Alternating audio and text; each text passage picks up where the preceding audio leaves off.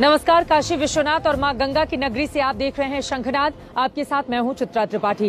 बेहद पराक्रमी और शौर्य भरे अंदाज में आज प्रधानमंत्री नरेंद्र मोदी ने पूर्वांचल एक्सप्रेसवे का उद्घाटन कर दिया। वो खुद हरक्यूलिस विमान से पूर्वांचल एक्सप्रेसवे के हवाई पट्टी पर उतरे और उसके बाद सीधे मंच पर गए, जनता को संबोधित किया। चुन चुन कर उन्होंने उद्घाटन के इस खास मौके पर विपक्षी दलों पर निशाना साधा तो योगी आदित्यनाथ की जमकर तारीफ की, तारीफों के पुल बांध दिए। लेकिन आज पूर्वांचल एक्सप्रेसवे के आसमान की ऊंचाइयों पर जो गर्जना भारतीय वायुसेना के लड़ाकू विमानों की सुनी गई, वो अपने आप में अद्भुत, अदम्य और साहस भरी रही, जिसको देखने के लिए दूर दूर से लोग वहां पर पहुंचे हुए थे।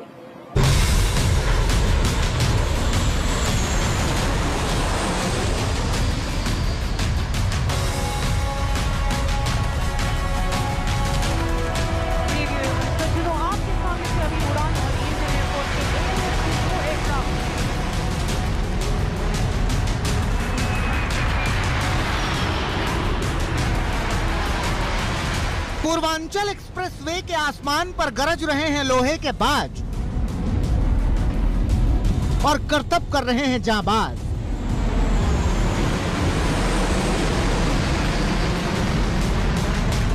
यह तीन रंग देश की आन बान शान के प्रतीक हमें तिरंगे झंडे की याद दिलाते हैं।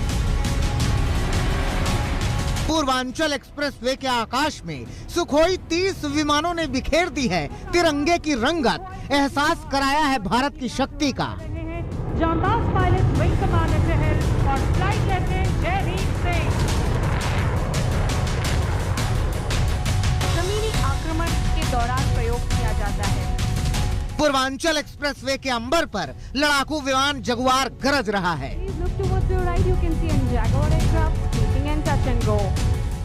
कहने के लिए तो पूर्वांचल एक्सप्रेसवे दिल्ली से पूर्वांचल की दूरी को कम करने वाला एक शानदार एक्सप्रेसवे बना है, लेकिन इसी एक्सप्रेसवे पर हिंदुस्तान की ताकत माने जाने वाले लड़ाकू विमानों का करतब अद्भुत है, अतुलनीय है।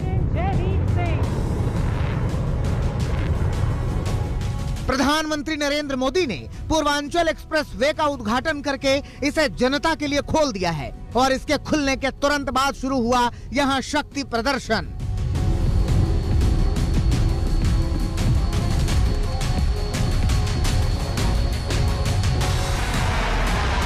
एक्सप्रेसवे पर बनाई गई एयर स्ट्रिप पर बल खाते हुए आया जगुआर विमान।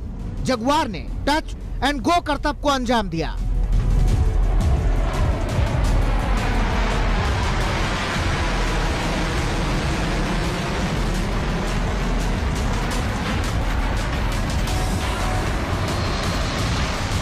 लड़ाकू विमानों के बेड़े में मिराज की गरज भी अद्भुत है। जगुआर की तरह ही मिराज 2000 ने भी टच एंड गो वाला करतब किया।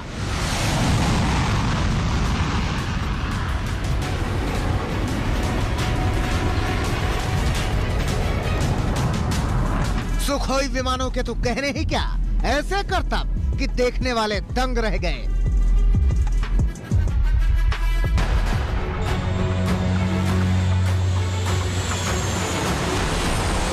आमतौर पर पीएम मोदी अपने विशेष विमान या हेलीकॉप्टर से पहुंचते हैं, लेकिन पूर्वांचल एक्सप्रेसवे की क्षमता और वायुसेना के शौर्य का परिचय देने के लिए वो खुद हरक्यूलिस विमान में सवार होकर पहुंचे और पूर्वांचल एक्सप्रेसवे का उद्घाटन किया। जब 3 साल पहले मैंने पूर्वांचल एक्सप्रेसवे का शिलान्यास किया था, तो ये नहीं सोचा था कि एक दिन उसी एक्सप्रेसवे पर विमान से मैं खुद उतरूंगा। 340 किलोमीटर लंबे पूर्वांचल एक्सप्रेसवे पर जब ये हरक्यूलिस विमान उतरा तो दुनिया शौर्य और तरक्की की इस नई उड़ान की गवाह बन गई। वहीं लड़ाकू और मालवाहक विमानों की गर्जना से सुल्तानपुर का आसमान गूंजा तो हिंदुस्तान की वायु शक्ति को देख हर किसी का सीना चौड़ा हो गया। महज 36 महीने में तैयार पूर्वांचल एक्सप्रेसवे का लोकार्पण प्रधानमंत्री नरेंद्र मोदी ने किया। अब पूर्वांचल ही नहीं, बिहार भी, लखनऊ भी और दिल्ली से ये सीधा जुड़ गया है। इस एक्सप्रेसवे का लाभ गरीब को भी होगा और मध्यम वर्ग को भी। किसान की इससे मदद होगी और व्यापारी के लिए भी सुविधा होगी।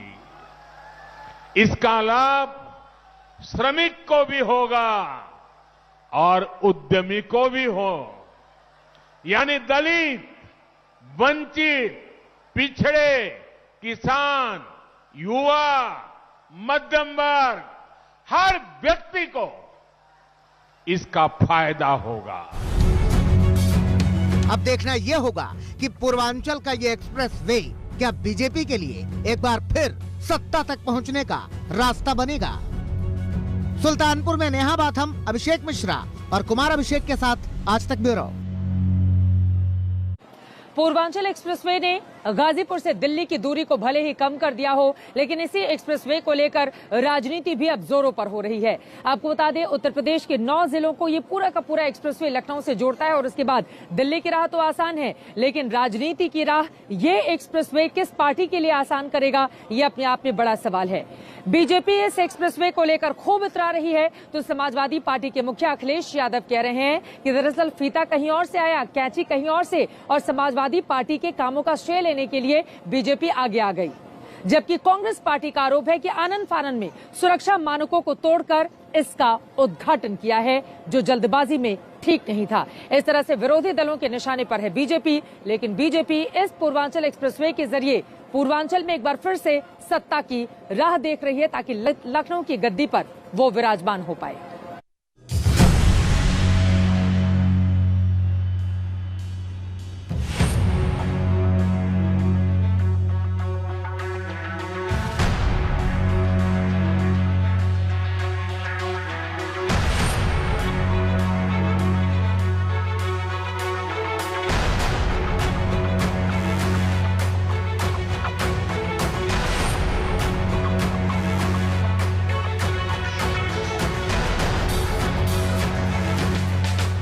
भले ही अखिलेश यादव को पूर्वांचल एक्सप्रेसवे पर आ जाने से रोक दिया गया हो, लेकिन उनके कार्यकर्ता यहां पहुंच गए और सिर्फ यहां पहुंचे नहीं बल्कि फूल बरसाकर पूर्वांचल एक्सप्रेसवे का उद्घाटन करने लगे। अखिलेश यादव ने ट्वीट कर लिखा था कि फीता आया लखनऊ से, नई दिल्ली से आई कैंची, सपा के काम का श्रेय लेने को मची है खिचम खिंचाई। उनके आदेश पर जब कार्यकर्ता फूलों के साथ गाजीपुर के हैदरिया पहुंचे तो पुलिस ने उन्हें रोक लिया। पूर्वांचल एक्सप्रेसवे पर समाजवादी पार्टी के कार्यकर्ता पहुंचे हैं। यहां पर अखिलेश यादव का कल विजय रथ पहुंचना था, लेकिन उसकी अनुमति आज के लिए नहीं मिली और अब कल ये रथ पहुंचेगा। अखिलेश की विजय रथ यात्रा को भी पीएम मोदी के कार्यक्रम की वजह से कल तक के लिए टाल दिया गया, लेकिन कल अखिलेश यादव गाजीपुर से लखनऊ तक इसी एक्सप्रेसवे के जरिए रथ यात्रा निकालने जा रहे हैं। पहले ये रथ यात्रा गाजीपुर से आजमगढ़ तक ही थी, लेकिन एक दिन कार्यक्रम में देरी की गई तो अखिलेश ने रथ यात्रा बढ़ा दी।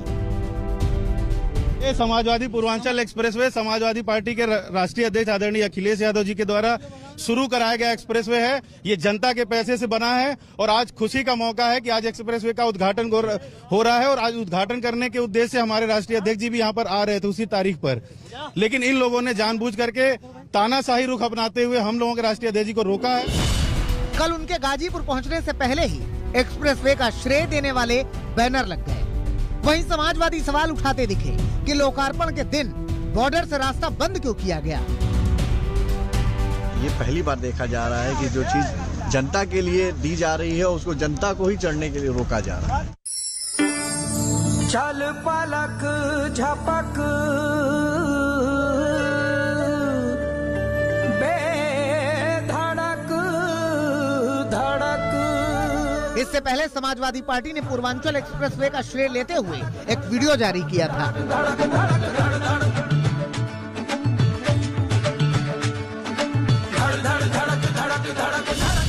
अखिलेश यादव का आरोप है कि योगी सरकार ने समाजवादी एक्सप्रेसवे का नाम बदला और आनन फानन में इसका लोकार्पण किया। आधा अधूरा पूर्वांचल एक्सप्रेसवे का उद्घाटन हो रहा है और जो काम समाजवादी पार्टी 4.5 साल पहले कर चुकी, उसी काम को आज सरकार कर रही है। इनके पास कोई नया काम भी नहीं है दिखाने को जनता के लिए। तो अखिलेश जी जो है वो अब छोटे बच्चे नहीं रह गए हैं, मुख्यमंत्री पूर्व में रहे हैं। अब उनको एक तो जो कहते हैं ना कहावत, खिसियानी बिल्ली खंबा नोचे, वो नहीं करना चाहिए। और दूसरे अब छोटे बच्चे नहीं हैं कि वो बात बात पे रोने लगें। आप भी काम करते तो आज आपका ये हाल नहीं होता। कांग्रेस का भी आरोप है कि चुनाव को देखते हुए योगी सरकार ने जल्दबाजी में कई मानकों से समझौता किया है। जो चौड़ान थी वो भी कुछ कम की गई है और जो क्वालिटी थी उसे घटाया गया, वो चिंता का विषय है। वहीं प्रियंका गांधी वाड्रा ने ट्वीट कर पीएम और गृह मंत्री की रैलियों में भीड़ जुटाने के लिए जनता की गाढ़ी कमाई खर्च करने का मुद्दा उठाया। प्रियंका ने लॉकडाउन के दौरान पैदल घर लौटते लोगों की तस्वीरें पोस्ट की और याद दिलाया कि राज्य सरकार ने उनके लिए बसों का इंतजाम तक नहीं किया था। कुल मिलाकर ये मान लीजिए कि आने वाले कुछ दिनों तक ये एक्सप्रेस वे चुनावी अखाड़ा बना ही रहेगा। गाजीपुर में शिल्पी सेन के साथ समर्थ श्रीवास्तव, सुल्तानपुर, आज तक। माना यह जाता है कि पूर्वांचल जिसके साथ होता है, यूपी की गद्दी उसी के साथ जाती है। पूर्वांचल में 164 सीटें भी हैं। 2017 में बीजेपी ने शानदार प्रदर्शन किया था। प्रधानमंत्री नरेंद्र मोदी इसी पूर्वांचल की बनारस सीट से सांसद हैं। योगी आदित्यनाथ गोरखपुर से आते हैं। कुल मिलाकर बीजेपी का पूरा जोर इसी पूर्वांचल पर रहता है और यही कारण है कि उद्घाटन के जरिए एक बहुत बड़ा मैसेज जनता में देने की कोशिश भी की गई है भारतीय जनता पार्टी की ओर से। लेकिन वहीं दूसरी तरफ विपक्षी दलों ने भी इस पूर्वांचल को जीतने के लिए अपनी पूरी ताकत यहां पर झोंक कर रखी है, चाहे वो समाजवादी पार्टी हो, चाहे वो बीएसपी हो या फिर हो कांग्रेस पार्टी।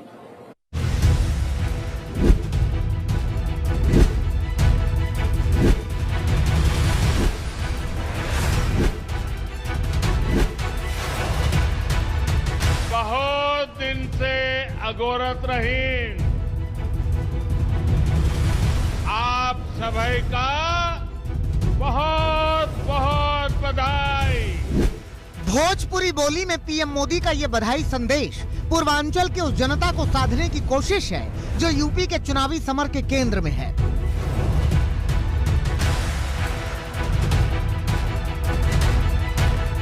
यूपी का विधानसभा चुनाव करीब आने के साथ ही सभी दलों ने सियासी अभियान तेज कर दिया है और सभी पार्टियों के फोकस में है पूर्वांचल, क्योंकि हर दल के नेता मान रहे हैं कि इस बार यूपी फतह करने के लिए पूर्वांचल में अपनी पार्टी का परचम फहराना जरूरी है और जीत के इस फॉर्मूले में फर्स्ट आने के लिए सत्ताधारी बीजेपी सबसे ज्यादा दमखम लगा रही है, जिसकी झलक पूर्वांचल एक्सप्रेस वे के उद्घाटन में भी दिखाई दी।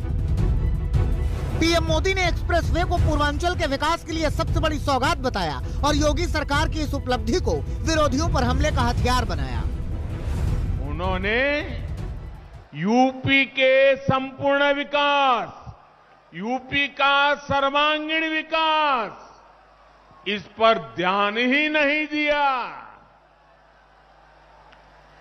यूपी का एक क्षेत्र तो माफियावाद और यहां के नागरिकों को गरीबी के हवाले कर दिया गया था। मुझे खुशी है कि आज यही क्षेत्र विकास का एक नया अध्याय लिख रहा है। पिछले चुनाव में बीजेपी पूर्वांचल में सबसे बड़ी ताकत बनकर उभरी थी और पूर्वांचल के रास्ते ही यूपी की सत्ता तक पहुंची थी। इस बार भी पूर्वांचल को लेकर बीजेपी का पूरा प्लान तैयार है और इस प्लान में कई योजनाएं हैं, उद्घाटन है और सौगात है। बीजेपी के लिए पूर्वांचल की लड़ाई कितनी अहम है, इसे इस बात से समझ सकते हैं कि महीने भर के भीतर पीएम मोदी का ये तीसरा पूर्वांचल दौरा है। इससे पहले पीएम मोदी ने कुशीनगर को इंटरनेशनल एयरपोर्ट का तोहफा दिया था। वहीं सिद्धार्थनगर से 9 मेडिकल कॉलेज का भी उद्घाटन किया था। नए मेडिकल कॉलेज बन रहे हैं, एम्स बन रहे हैं, आधुनिक शिक्षा संस्थान बन रहे हैं। कुछ हफ्ते पहले ही कुशीनगर में अंतर्राष्ट्रीय हवाई अड्डे का लोकार्पण किया और आज मुझे पूर्वांचल एक्सप्रेस वे आपको सौंपने का सौभाग्य मिला है। बताया ये भी जा रहा है कि यूपी चुनाव की तारीखों के ऐलान से पहले पूर्वांचल में पीएम मोदी की कई सभाओं की रूपरेखा तैयार की गई है। इन सभाओं के जरिए मोदी कई विकास योजनाओं की शुरुआत करेंगे। साथ ही सरकार की उपलब्धियां गिनाकर मिशन 2022 की जीत का रास्ता तैयार करेंगे। पीएम मोदी के साथ साथ आने वाले दिनों में बीजेपी के दिग्गज नेता भी पूर्वांचल के दौरे पर रहेंगे। हाल ही में गृह मंत्री अमित शाह ने वाराणसी, आजमगढ़ और बस्ती का दौरा किया था और अपने दौरे पर पिछली समाजवादी सरकार पर प्रहार किया था। अखिलेश राज पर बीजेपी के हमले का सिलसिला पीएम मोदी के दौरे में भी जारी रहा। भले ही पीएम मोदी ने अखिलेश का नाम नहीं लिया, लेकिन प्रहार बेहद तीखा रहा। योगी जी के आने से पहले वाली सरकार ने यूपी के लोगों के साथ नाइंसाफी की। जिस तरह उन सरकारों ने विकास में भेदभाव किया, जिस तरह सिर्फ अपने परिवार का हित साधा, यूपी के लोग ऐसा करने वालों को हमेशा हमेशा के लिए यूपी के विकास के रास्ते से हटा देंगे। उधर विरोधी पार्टियां बीजेपी की इस रणनीति की काट खोजने में जुटी हैं। अखिलेश बार बार पूर्वांचल के चक्कर लगा रहे हैं, रथ यात्रा के जरिए जीत का जोर लगा रहे हैं और योगी सरकार के विकास के दावों को झुठला रहे हैं। आजमगढ़ की जनता जानती है विकास किसने किया है। गोरखपुर की जनता इंतजार कर रही थी विकास का, लेकिन गोरखपुर में नाव से चलना पड़ रहा है। जिन नाव वालों ने बीजेपी को आगे बढ़ाया, उन नाव वालों का धोखा दिया बीजेपी ने। केवल गोरखपुर नहीं, उत्तर प्रदेश का विकास ठप किया इस सरकार ने। इसलिए विकास के लिए मैं अपील करने आया हूं कि एक बार फिर समाजवादियों का सहयोग और समर्थन करें। कांग्रेस महासचिव प्रियंका गांधी भी पूर्वांचल में आने वाले पीएम मोदी के संसदीय क्षेत्र वाराणसी और योगी के गढ़ गोरखपुर में सभाएं कर चुकी हैं। साफ है कि सभी दलों की निगाहें पूर्वांचल पर टिकी हैं और इस बार पूर्वांचल की जनता जिसे जीत दिलाएगी, यूपी फतह में उसकी राह बेहद आसान हो जाएगी। सुल्तानपुर में नेहा बाथम, अभिषेक मिश्रा और कुमार अभिषेक के साथ आज तक ब्यूरो। अब आपके जहन में ये सवाल होगा कि पूर्वांचल को लेकर इतनी ज्यादा रस्साकशी आखिर क्यों है? पूर्वांचल में वो कौन सी पूर्वी हवा है जो बहकर सीधे लखनऊ तक पहुंचाती है? सभी के जहन में ये सवाल है और इस सवाल का जवाब देने के लिए हमने ये रिपोर्ट तैयार करके रखी है। देखिए,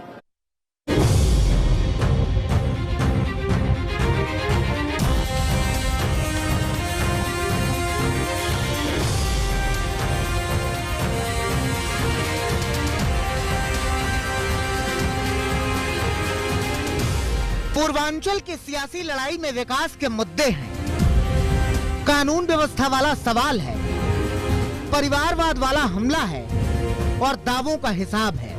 पीएम मोदी इस इलाके के बड़े मुद्दे पहचानते हैं, जनता से जुड़ी समस्याओं को जानते हैं। यही वजह है कि पीएम पहुंचे तो थे पूर्वांचल एक्सप्रेस के उद्घाटन के लिए, लेकिन विकास की सौगात के सहारे उन्होंने पिछली सरकार का पूरा हिसाब जनता के सामने रख दिया।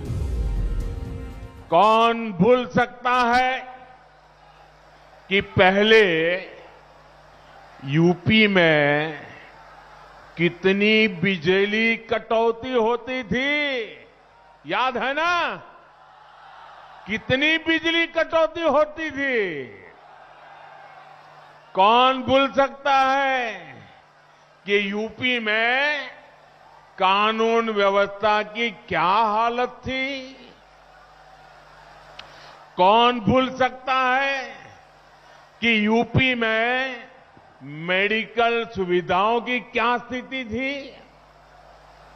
यूपी में तो हालत ऐसे बना दिए गए थे कि यहां सड़कों पर राह नहीं होती थी, राह जनी होती थी। अब राहजनी करने वाले जेल में हैं। साफ है कि यूपी में चुनावी माहौल बढ़ने के साथ हर पार्टी पूर्वांचल में अपना एजेंडा सेट करने की कोशिश में है, ताकि अपनी बात मजबूती से जनता तक पहुंचाई जाए और जीत की राह आसान बनाई जाए। इन विमानों की गर्जना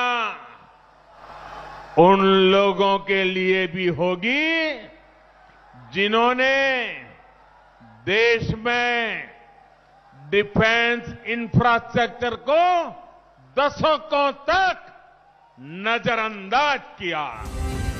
पूर्वांचल वाली राजनीति यूपी की हर पार्टी के लिए अहम इसलिए है क्योंकि सूबे की 33% सीटें पूर्वांचल से आती हैं, जिसमें 28 जिले की 164 सीटें शामिल हैं। 2017 के चुनाव में बीजेपी को 164 में से 115 सीटों पर यहां जीत मिली थी। वहीं समाजवादी पार्टी 17 सीटों पर ही सिमट गई थी, जबकि बीएसपी के खाते में सिर्फ 14 सीटें आई थीं। पिछले कुछ चुनाव में पूर्वांचल का मतदाता कभी एक पार्टी के साथ नहीं रहा। इसी बात को ध्यान में रखकर बीजेपी इस इलाके में ज्यादा जोर लगा रही है। इसके साथ पूर्वांचल में जाति वाला समीकरण भी बीजेपी के सामने चुनौती जैसा है। राजभर वोटों पर पकड़ रखने वाली सुहेलदेव भारतीय समाज पार्टी पहले ही अखिलेश से हाथ मिला चुकी है। वहीं पिछले दिनों राम अचल राजभर से लेकर लालजी वर्मा सरीखे नेताओं के समाजवादी पार्टी में आने से अखिलेश की ताकत बढ़ी है। बीजेपी को भी इस बात का एहसास है। यही वजह है कि अपने समीकरण को मजबूत करने के लिए पार्टी ने अनुप्रिया पटेल के अपना दल को अपने साथ जोड़ा है। वहीं संजय निषाद की निषाद पार्टी से भी गठबंधन किया है। उधर अखिलेश बार बार दावा कर रहे हैं कि यूपी की जनता बदलाव का मन बना चुकी है। ऐसे में इन समीकरणों का बीजेपी को कोई फायदा नहीं होने वाला। जो 5 साल पहले काम किया था समाजवादियों ने, वो काम कर रहे हैं। इनके पास कोई नया आइडिया नहीं, नया विजन नहीं, नया काम नहीं। सोचो, जो 5 साल पहले समाजवादी सरकार काम कर करके छोड़ चुकी, उस काम को आज ये सरकार कर रही है। असल में किसके दावों में कितना दम है, ये तो चुनाव के बाद ही मालूम चलेगा। लेकिन पूर्वांचल में हर दल की कोशिश है कि सारे समीकरणों को साधकर जीत की संभावनाओं को मजबूत बनाया जाए और यूपी में अपनी पार्टी का परचम फहराया जाए, सत्ता पाई जाए। सुल्तानपुर में नेहा बाथम, अभिषेक मिश्रा और कुमार अभिषेक के साथ आज तक ब्यूरो। कैसी है पूर्वांचल को 9 जिलों से जोड़ने वाली सड़क? क्यों हो रही है नेताओं की धड़क धड़क? ग्राउंड जीरो पर जाकर सुल्तानपुर से पूर्वांचल एक्सप्रेसवे पर अपनी बुलेट दौड़ाकर हमने की है बड़ी पड़ताल। दिखाएंगे इस ब्रेक के बाद बुलेट रिपोर्टर में। आप देखते रहिए आज तक, फौरन लौटते हैं।